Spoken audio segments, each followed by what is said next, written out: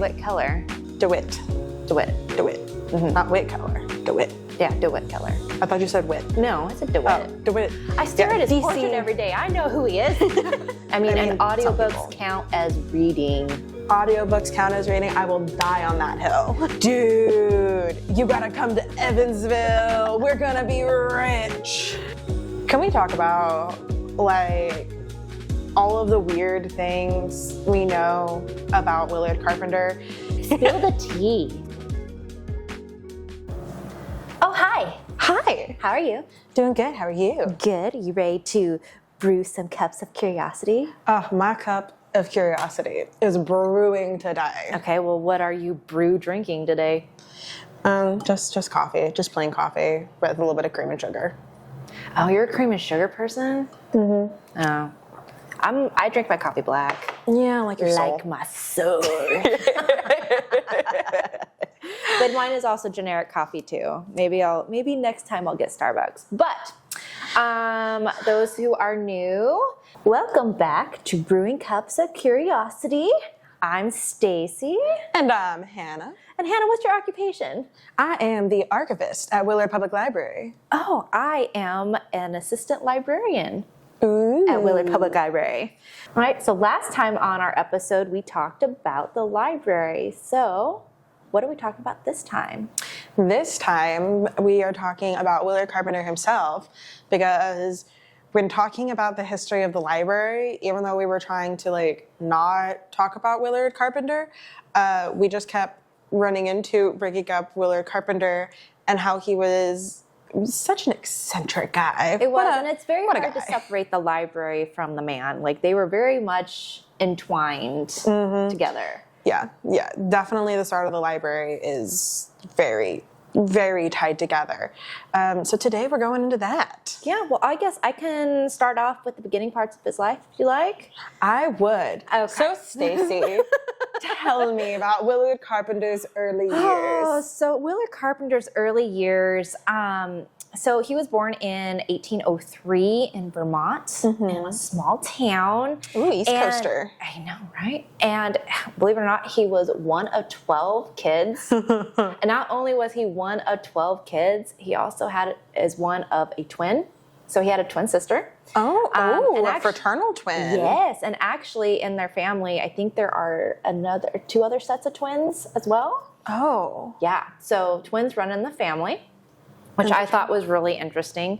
But because of the rural farmland that Willard Carpenter actually lived in, he didn't really receive a formal education. It was a very small farmhouse education, which if you kind of think of how he came to be now, or when he died, is an amazing feat in itself. Absolutely. So Willard Carpenter was always a super hard worker. I think even at a young age, he was working odd jobs. I think he was digging roots or something about when he was 7-ish, and he would sell them, and he would hoard the money like a dragon. And he would do odd jobs throughout his life. Actually, he tried to leave Evansville a couple of times, but ended up coming back for various different reasons. He didn't like how the work was, or he didn't like how the workers were treated, or it just wasn't his cup of tea. But he would try to leave, but he always came back. Now, regardless, do you mean Evansville, or do you mean Vermont? Vermont. Yes, I did mean Vermont. Anyway, because we were in Evansville, it happens. So he tried to leave Vermont several times, but every time that he came back, he would always be doing odd jobs. He was always working. I mean, the man was a workhorse. And I guess he was also, I think it said that he was strong. He just had a natural ability. He was literally a workhorse. He was able to work hard, and he had muscles to be able to pick up heavy things. Well, wasn't his odd jobs that he had canal digging? Yeah. I think he worked with, sounds horrible. I think he worked with the Irish immigrants at some point in time too, and he ended up leaving because he didn't like how the workers were being treated. That's interesting. Mm-hmm. Yeah, and that kind of tracks historically. He said, I think he did stay. He in fact stated that the pay was good, but the environment was awful. That tracks. And that tracks. Irish immigrants were not treated well historically in the early days of America. So, and I think he did that. I'm not exactly sure when he actually left for Evansville. I do. Oh, you do? Okay. Well, spill the tea. So, he did the odd jobs. And his brother, A.B. Carpenter, which is Alvin Bacon Carpenter, I think was his full name. Yeah, Alvin. He left Vermont and he found his way to Evansville first. And he established himself in the dry good industries in 1836. And then you have the announcement that the Wabash and Erie Canal is going to end in Evansville. So the Wabash and Erie Canal was supposed to be this canal that would connect to the middle of Indiana, to the Ohio River, right? And so it's supposed to be this great thing. I mean, Evansville was already starting to make it just being on the Ohio River. And so this was supposed to really up business. Everyone was so excited about it. So A.B. Carpenter writes his brother dude, you gotta come to Evansville. We're gonna be rich. And Willard Carpenter was in business with some of his other brothers, back home on the East Coast. So he wraps up his business there, gets out of it with his brothers, marries his wife Lucina, and then makes it to Evansville with his, I think with his first daughter too, Marcia. Marcia. M-A-R-C-I-A. I always have a hard time with the pronunciation. I've heard it both ways. I've heard it Marcia and I've heard it Marcia. I personally say Marcia, but my tongue always wants to say Marcia, because if I say Marcia... most people like to say Lucinda and not Lucina. Yeah, it is Lucina, not Lucinda. So, anywho. So his small child and his wife make their way from the East Coast to Evansville, and Willard Carpenter gets here, and he's thinking he's gonna make it on the Wabash and Erie Canal, and they build the Wabash and Erie Canal, and it does go from the center of Indiana and it down to Evansville. It ends up winding through downtown and connecting over to Pigeon Creek. But for anyone who's been to Evansville today, and especially who's been in our downtown, you will notice a stunning lack of a canal. Oh, there's not a canal? No. What does it look like? It all got filled in. Oh. They just kind of left it and just filled it in with dirt. It was a failure. There were a lot of issues with the Wabash, with the Wabash and Erie Canal, and so it didn't succeed. But Willard Carpenter was here. He had already been practicing being an entrepreneur from childhood, and so he started with that workaholic attitude. Started building his business here. He got into dry goods like his brother, and then eventually got into real estate. And every time you get stuck by a train in Evansville, because I know that happens to everyone a lot. It does. You can thank Willard Carpenter for that, because he was really instrumental in getting railroads to be coming and build here too. Yeah, I did some research on that. We can get into that later. Are you reading anything? No, Oh. not right now. Okay. Are you thinking of picking up anything? As soon as I get my copy on Libby, then I plan on reading John Stamos' autobiography. Ooh, which we did talk about. You like a good autobiography. I do. I've been reading a lot of fluff lately. I think last time we were here, I was reading Wildfire by Hannah Grace, and now I really want to read John Stamos' audiobook next, but I keep having to wait for my turn on the holds list. It happens. I'm still working on Iron Flame. It's good. It's just a dense book, but it's very, very good. And you stay busy. It do stay busy, yes, but Sure. I like And there's it. no shame in taking a long time to read a book. No shame at No, all. there isn't. There's no shame at all. I mean, in fact, you get to enjoy it a little bit longer. Absolutely. Perfect. So cool. So you said that you have taken a look into Willard Carpenter and the railroad. Uh-huh. Tell me about that, because I know that was like the railroad was a big part in like his decision to like build the library and what money he had and like. Sure. I mean, he did do that. I didn't know that. So when he was doing the railroad, like the stuff that I found out, I didn't know that he was like funding the metal for the railroad out of his own pocket coming from Europe. What? Yeah. So he went broke very quickly. Well, not broke, but he lost money very, very quickly because, there was promises that the railroad was going to take off, right? And then it didn't. Interesting. So that's what I found was interesting about it. But yeah, that's what I meant by I did a bunch or found some research on it. I was like, first of all, out of his own pocket. Yeah. And then from Europe, like, what? What? Okay, so like when you're saying like the metal for the railroad, you're meaning like the metal tracks. Correct. Yes. Gotcha. So he was like, hey, if you put down the wooden railroad ties, I will provide the metal rails. Probably, yes. That kind of idea. And he was getting it all the way from Europe. Yeah.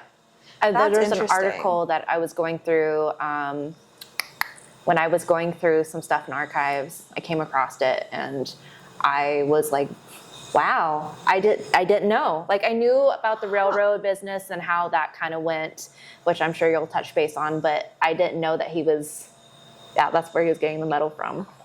Interesting. See, like, and the most that I know is really just that, like, while he was like wanting to do a lasting legacy when he was older, was that he had trouble with the railroad and he was like lost a bunch of money, and that like his original idea was a women's college, actually, not a library, a women's college. Correct. Which is interesting.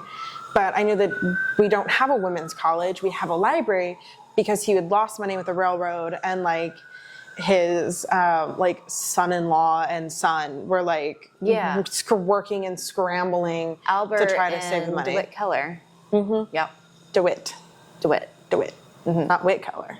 DeWitt. Yeah, DeWitt Keller. Yeah. Yeah. I thought you said Witt. No, I said DeWitt. Oh, DeWitt. I stare at his DC. portrait every day. I know who he is. So yeah, that's interesting. But like, okay, since we come to the women's college thing, Sure, why not? can we talk about like all of the weird things we know about Willard Carpenter? Because There's a lot of fun facts. oh my gosh, because the women's college thing is so interesting to me, because he was like okay. Also, last episode you talked about naming the library, and why is it like Willard Library but not Willard Carpenter, or not the Carpenter Library? Correct, yes. Because So it's a question we get often. So it's so interesting to me, the women's college thing, because the story is told later on that Willard Carpenter was like obsessed with the name Willard, because he grew up on the East Coast and knew of the Emma Willard Institute on the East Coast, which still exists today, by the way. Yeah, it's in New York, isn't it? Yeah, I think so. Yeah, which is also Something. where he ended up meeting his wife. Yes, in Troy, New York. Mm-hmm. Uh-huh. So it said that he was like obsessed with that, and that's why it's Willard Library, and that's why it was going to be the Willard College for women. Mm-hmm. But then there's also stories of when he was starting the library that the trustees were like, well, what are you going to name it? Like, you got to have a name. And they were like, talking about like, it could be like the Carpenter Library. And he was just kind of like grumpy old man, and he was like, it'll just be the Willard Library, not the Carpenter Library. And like, and he's like, and that's enough is enough. That's it. So like, you have this like very like egotistical story, and then you have like this very humble story. Well, and then doing like research and learning about Willard Carpenter himself, like there has been a lot of that. It's like you have where he is humble, and then you have where he's crotchety old man. And I wonder if the truth lies somewhere in between. Because it does say in the newspapers that when he died, that what is it, that he didn't die without enemies. Yeah, because we keep saying eccentric, but he was eccentric. He was opinionated. Oh yeah, but he was also weird. Yeah. He used to pick up cigars off the side of the street, like other people's cigars, like their little butts, and he'd chew on them. Yeah, and then save his cigar butts too to chew on after dinner. Yeah, he kept them in his room. Mm-hmm. Yeah, he also used to, and what was funny is that last episode you talked about how he would oh, this brick isn't good enough, use this one instead. He would find oh, that's a decent looking brick, and he would bring it home. He was known to find decent materials, and he'd bring it home because he doesn't want it to go to waste. It's just weird. Oh, and he was stubborn too. Mm-hmm. Oh, one of my favorite stories of his stubbornness actually involves his brother AB and his son Albert. So his brother bought Albert a new hat, as a gift. Oh, A kindness. So sweet, so nice of an uncle to give his nephew a nice gift. And Willard wanted his brother to take the hat back and return it and buy Albert something cheaper. And Albert was like, his hat looks horrible. Just let it, it's a nice hat. I want to give my nephew a nice hat. Yeah. And Willard was like, no, this is too expensive. This is too nice of a gift. You can't do that. That's my crotchety old Willard voice, I guess. It probably sounds correct. Also, fun fact for you. Willard, towards the end of Willard Carpenter's life, he had one eye. He had his eye surgically removed. It's not funny. I shouldn't laugh. But here's the thing. You also brought up last episode that, he was showing up every day for the building of the library, pulling up brick and mortar till he died. Okay, well, he was doing that with one eye. I don't know if he had a glass eye. And because he was frugal, but also yet fancy, again, that kind of one extreme to the next, so the truth probably falls somewhere in between.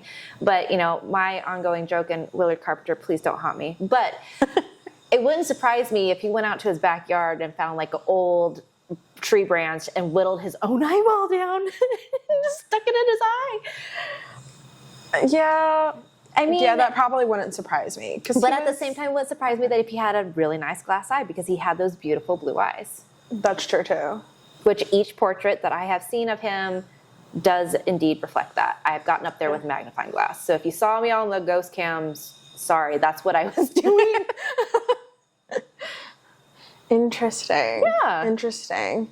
No, and I think, gosh, there's just so many ways to talk about how eccentric he is. Just the odd little fun facts throughout his life, but also talking, I guess, more meat and potatoes about his life with all of this, is that with his opinions, we don't necessarily have a good grip on oh, he definitely felt this way or he definitely felt that way. Agreed. Because again, after he died, there were statements that were put out there that were Willard Carpenter used to beat his wife. He once was gonna go at her with a chair. Yeah. Which is what? That's the man who founded us? But to be fair, that is going to have to be for another episode, because that is a deep dive that you and I have gone down as well, because you're right. You are right. I'm definitely baiting. Yeah, fair. Fair. And he did, but you have to give credit where credit's due. Anything that you've said about Willard Carpenter, or anything that anyone has ever said about him, the man pulled himself up literally by his bootstraps and got stuff done. He did. And he did achieve great things in his life, and was a great philanthropist and did a lot of great things, whether that be because he had that good of a heart and the people who just didn't like him, Just didn't like him. wrote these, bad things into his legacy, or Sometimes it's what? personality conflict. It is. From the, and reading in between the lines, it sounds like he was a strong personality. Definitely. And I can see that. Definitely.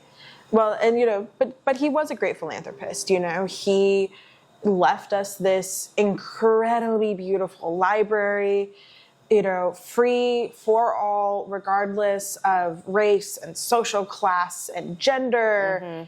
Which, him writing this in the 1870s, after we had just gotten over the Civil War in the U.S. Agreed. is incredible for him to do that. And, he also was involved in the founding of the Vanderbilt Christian Home, which we have the records for in the archives. Shameless plug. But that was a home for unwed mothers or women in distress to be able to go to and receive housing and assistance. So a lot of requests that I get for the Vanderbilt Christian Home are people who have been able to trace back that one of their relatives was an infant that was adopted from there. And they're taking a look for the records in that, which is interesting. Cool. That is really cool. So, Willard Carpenter, that was a legacy that lasted for a really long time in Evansville that Willard Carpenter was a part of. We have the library, we have the railroads. His house has a historic marker for being a stop on the Underground Railroad. He's remembered as being, a staunch abolitionist. Which we have his collection here in the library. So clearly, Willard has done a lot of great things in his life. And I don't know about you, but I feel that we could do a whole nother episode on him and his family. Oh, absolutely. Alone. So maybe we should do that. We should. So our listeners aren't here for another 6 hours. Yeah, I would say they're probably busy people. They probably got things to do. All right. Well, that sounds good. Well, make sure that you subscribe, donate, check out our cool stuff. So if you have any more burning questions, and really, I don't know, what do the people want to see? Do they want to see more about the library or see more about the Carpenter family? Oh, you know what? And email us questions. Please do. That gives us a chance to research and gives you a chance to see how live research happens because, look, if we're wrong, we'll own it. But last episode we referenced Where There's a Willard. Correct. As jokingly the Willard Bible because they published it for the 100th anniversary and it is so incredibly thorough. It is. And has a lot of amazing things and dense. But even, in it, they also say, well, we think this, but we don't know for certain, or we're unsure. And then there's holes too. I know that one of the common questions that I get when people ask about the library is so what happened to his family? Do the Carpenter family still exist today in Evansville? Sure. And that's something that we can deep dive next episode. It is. We'll have to take a look into that. Let's do it. So thank you so much for joining us today. Don't forget to send us all of your questions, comments, concerns, and things so that we can address it. willard@willard.lib.in.us. Let's talk. Don't forget to subscribe, hit that notification bell so that you always stay up to date with when we post, and follow us on all of our social media. Stacie, what do we have for social media? We have all the things. Facts. We have all the things. Almost all the things. We got Facebook, Instagram, TikTok, Threads, LinkedIn. Yeah. So many options and ways to stay up to date with us. Which our tag name is Willard Public Library, all one word. So thank you so much for joining us today, and we'll see you next time. Bye. Bye.